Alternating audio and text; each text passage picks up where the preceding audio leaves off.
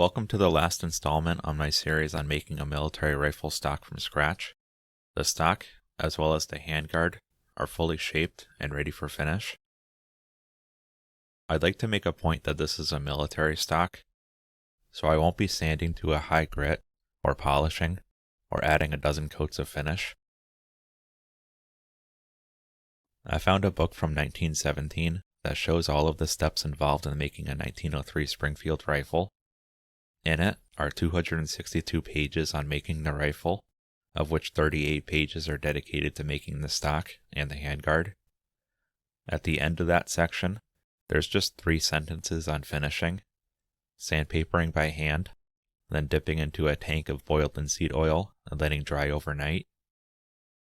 That goes to show how little thought, or effort, if those are the right words, go into finishing a military rifle stock.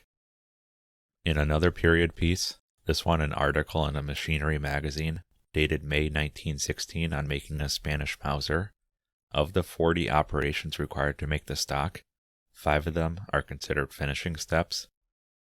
It adds one extra step that wasn't in the previous book, that is to polish using a plain cotton buffing wheel prior to oiling, though it does make note that a high polish isn't desired.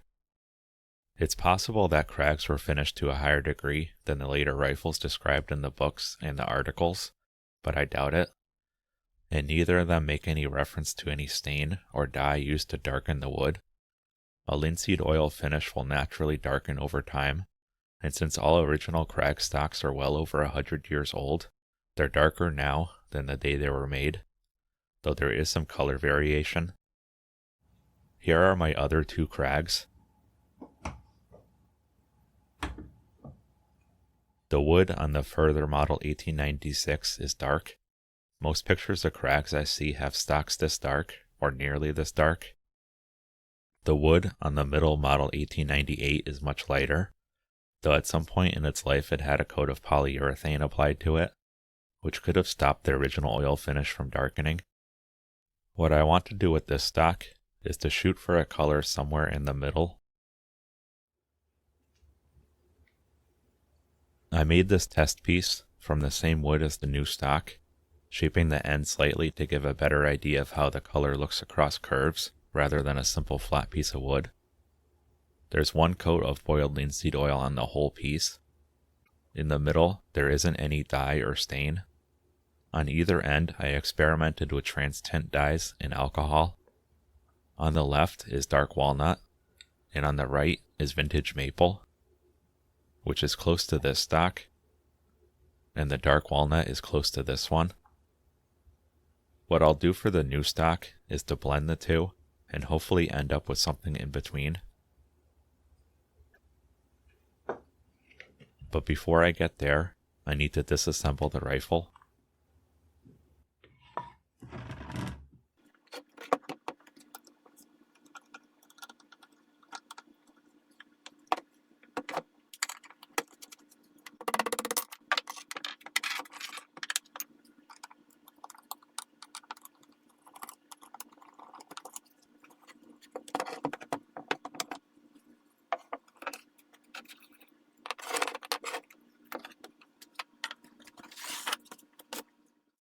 With the stock and the handguard separated from the metal, the first step in the finishing process is to sand.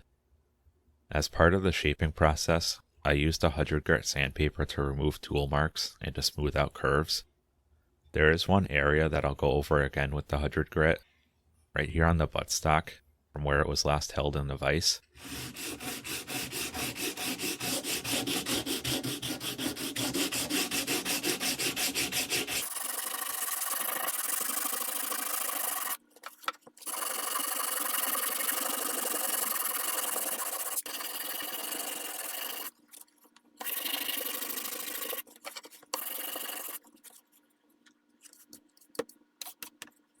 Now that those last tool marks have been removed, I can go to the next higher grit, which is 150.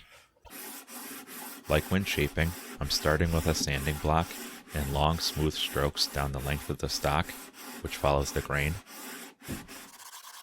I'm trying to avoid any drastic changes in angle that result in sanding across the grain, so I'll work my way around it slowly.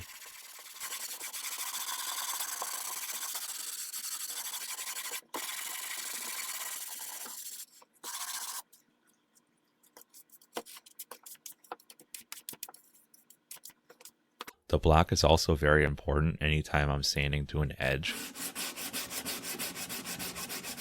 I'm keeping pressure applied to the surface being sanded and not overshooting the edge, causing the block to dip, rolling over the edge. I want to preserve these sharp edges.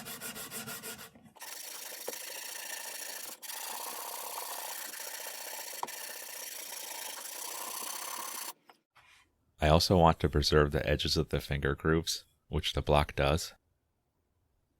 I won't sand within the grooves just yet, as I finished them up to 220 grit during shaping.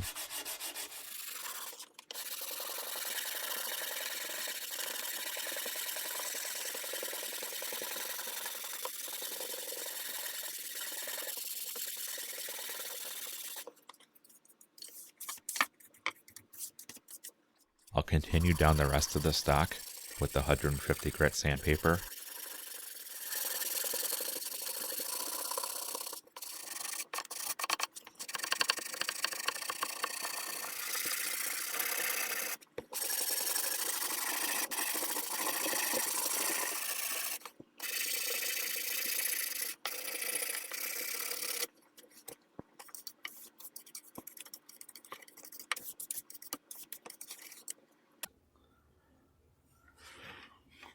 To be able to sand up to the comb, I'll take the block and round off one edge.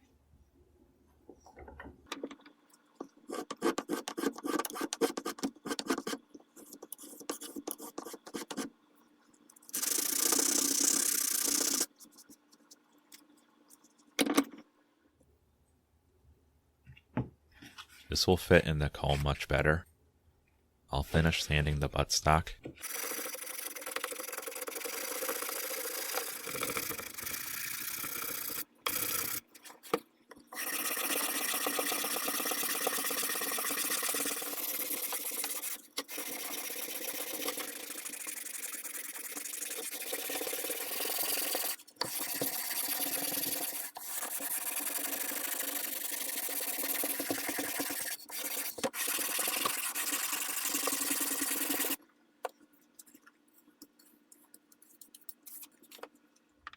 The handguard will be finished alongside the stock, so I'll sand it as well.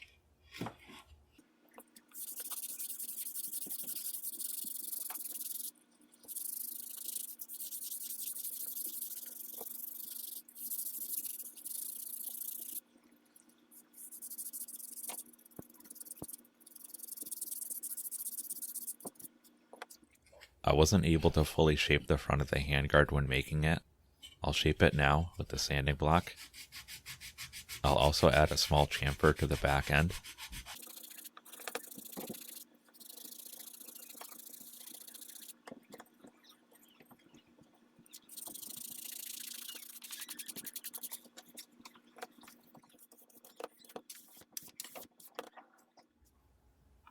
Once the stock has been fully sanded with 150 grit, I took it outside to look it over in direct sunlight.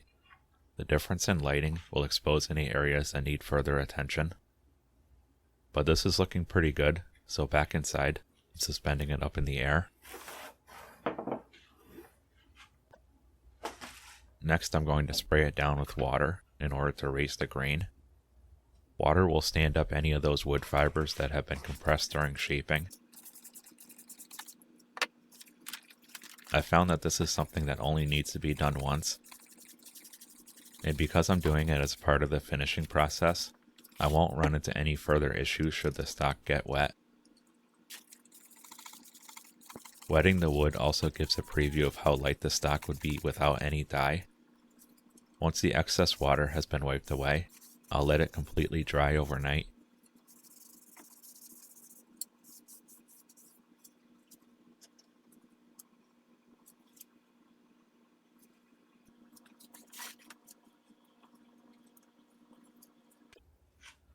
Once dry, the surface is very rough with the wood fibers standing up. It doesn't take much to knock them down again, returning to a smooth finish. I'll sand with 220 grit sandpaper.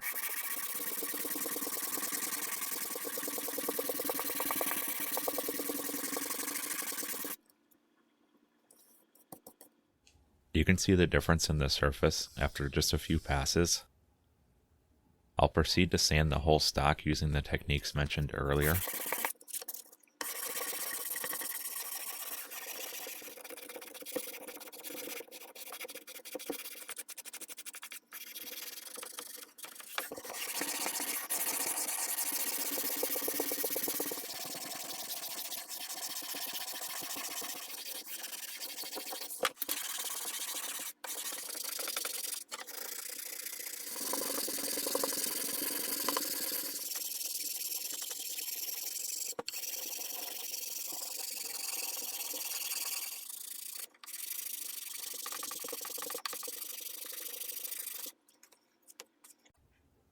Since the grain has been raised all over, I'll need to sand within the finger grooves. I'll carefully do so before using the block around the edges.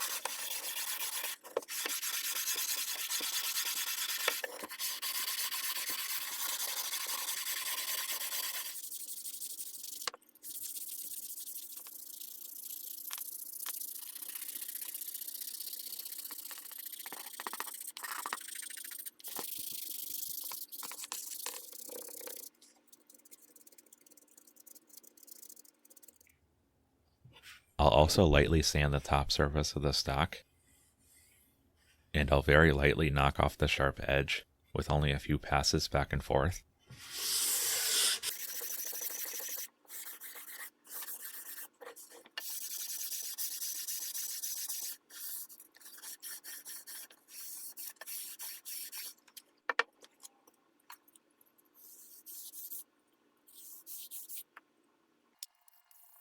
Once the whole stock is finished with 220 grit, I'll sand one final pass with 320 grit.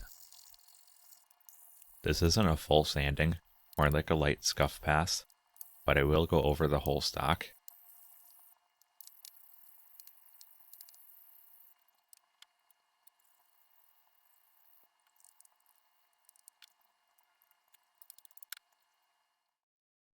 After the 320 grit, I'm done sanding.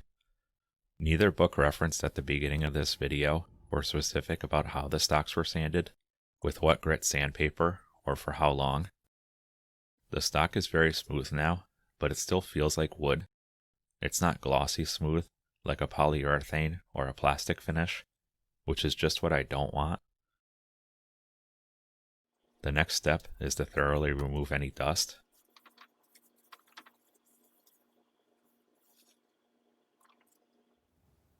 Now, I'll ready the dye mixture.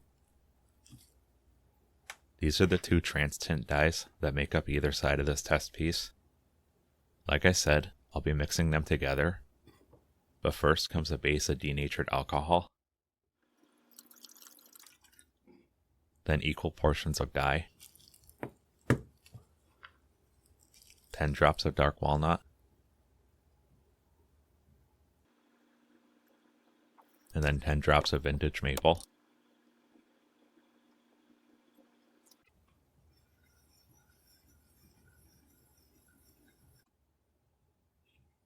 With a board to wipe off any excess dye, I can begin coloring the wood. The first coat shows a drastic color change, but in general, trans tint dyes are meant to be built up. Unlike wood stains, where the desired color can be achieved in one coat, it's going to take a number of coats to get there.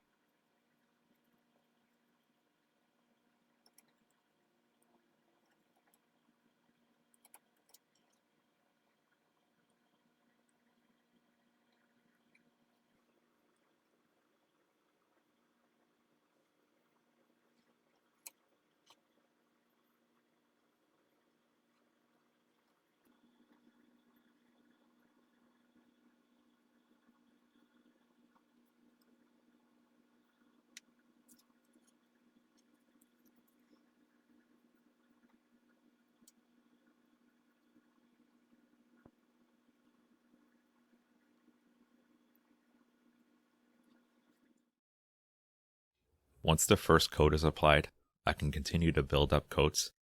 The alcohol base evaporates quickly, making it a very quick process to build up the color. But also due to that, it makes it hard to get an even coat.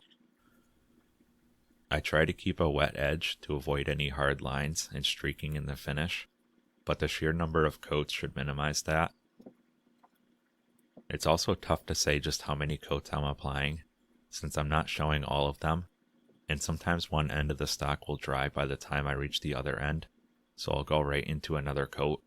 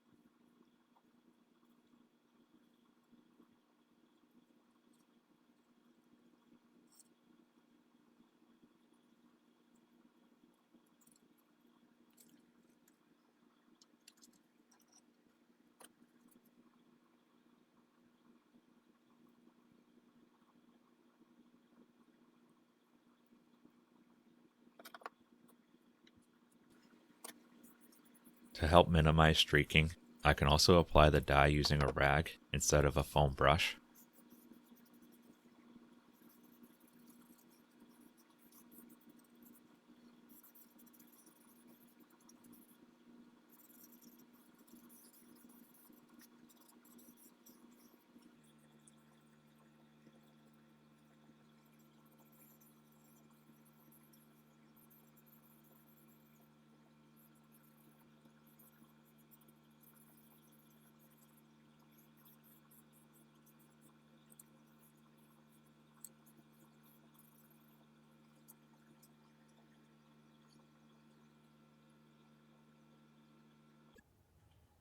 After what seems like between 10 and 20 coats, this is what I'm left with. I don't have enough experience with dye to be able to predict just what this stock will look like after oiling, but I think it will look good, and within range of what one would expect for a military rifle stock. Getting back to the steps outlined in the books at the beginning of this video, only one of the two has a polishing step. The multiple coats of dye resulted in the finish not being as smooth as before the dye, so I will polish, but as a compromise between the cotton buffing wheel used in the book and not polishing, I'm using a rag.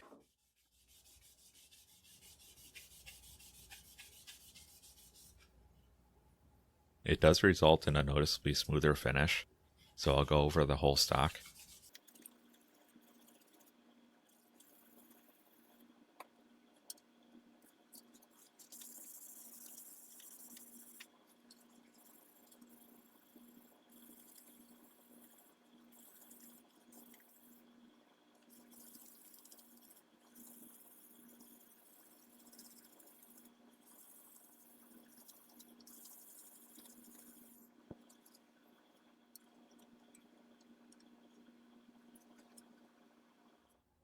And with that, I'm ready to begin oiling. I'm using boiled linseed oil, and I'll build up the finish similar to how I did with the dye. Some people thin the oil with alcohol or mineral spirits, but I've never had an issue with using it straight, as long as each coat is light and wiped off soon after applying. If boiled linseed oil is applied too heavily and the excess is left on, it creates a gummy mess. I'll start by applying it to the inletting. I'm only doing one coat to provide some protection, no more since this won't be exposed. With the rough finish of most of the inletting, it's easy to apply too much, so I'm being careful.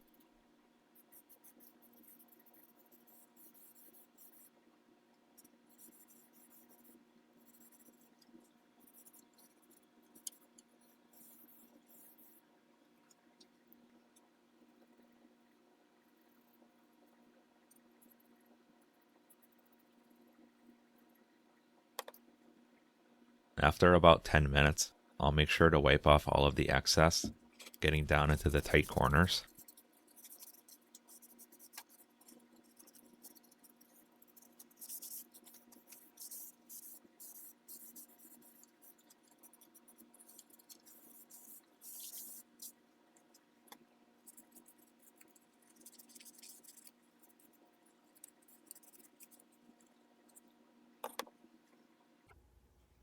Then I'm ready to start oiling the exterior of the stock. The first wipe is always the most drastic due to the color change.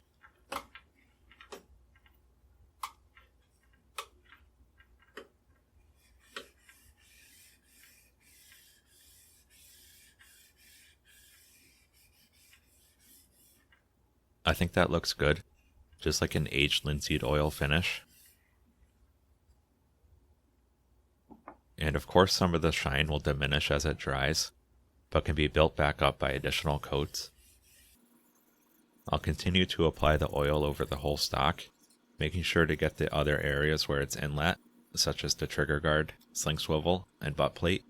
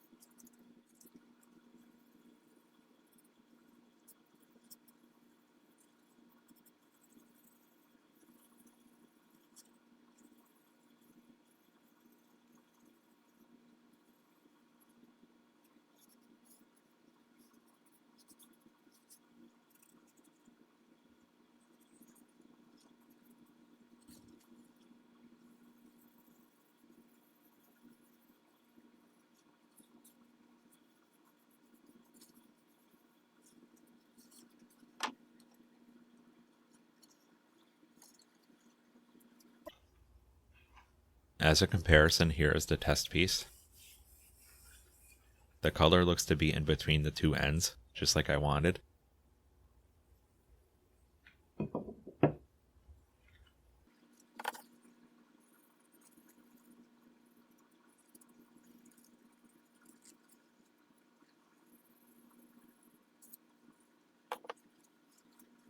After about 10 minutes, I'll wipe off any excess.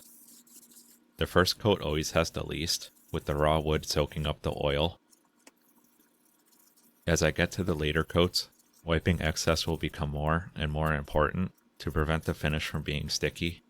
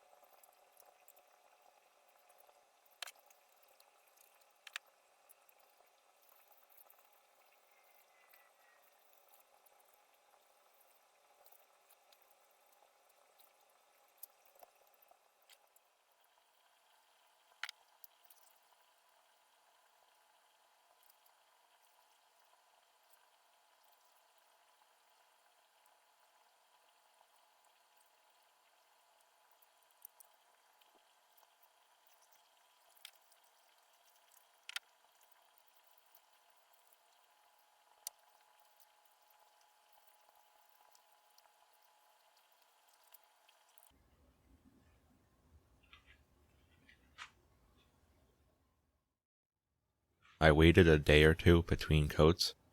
After the 5th, it's been curing for about a week. 5 coats is enough for a military stock. The sources at the beginning of this video stated that stocks were dipped into a tank of oil, but didn't say for how long, and I'm not sure how to convert dipping into a tank to a specific number of coats, but 5 coats just looks right. After the 3rd, there wasn't much difference in look, but an extra 2 for protection is just fine. I don't want too many coats, as that will make the stock look shiny and make it feel less like wood. Now it's time to assemble the completed rifle and wrap this up.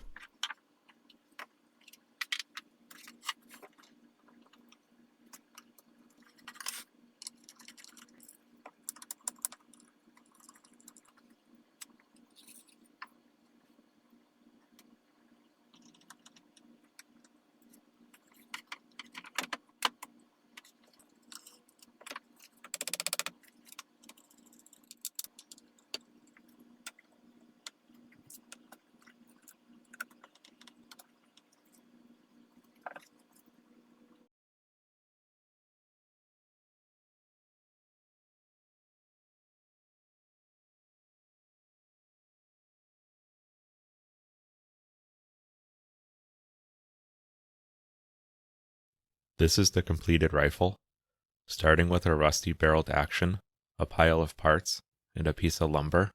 This is the result. There are many ways to finish a stock. Like woodworking finishes in general, everyone has their go-to method, many of which could lead to the same look that I have here.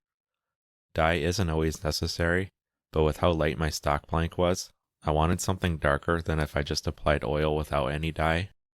To me, this looks like an oil finish that's had a few years to darken up, and it will continue to age from here. Here it is compared to my other 2 Krags.